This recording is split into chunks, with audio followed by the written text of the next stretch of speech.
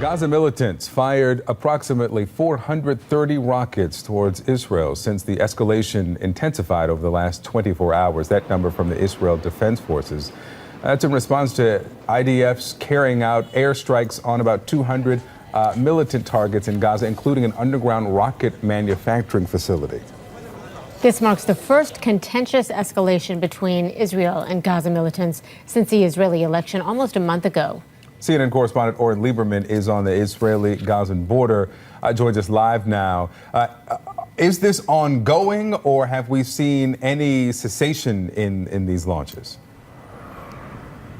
Well, we know there are efforts to try to restore some sort of ceasefire between Israel and Gaza, those efforts on the part of Egypt and the United Nations. But so far, those efforts have not at all been fruitful. Just in the last few minutes here, there has been a major barrage of rockets coming out of Gaza into Israel, and more powerful rockets than the short-range rockets that just target the Gaza periphery near where we're standing right now.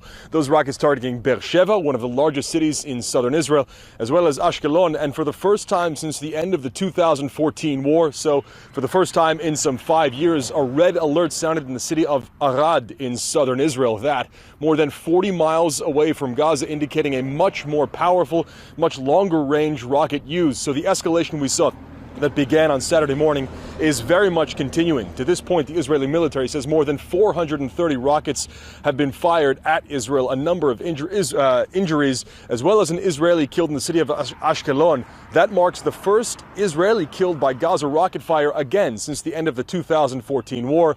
A Palestinian was actually killed by rocket fire last November, so that means 2 people in Israel have been killed by rocket fire now since the end of the 2014 war.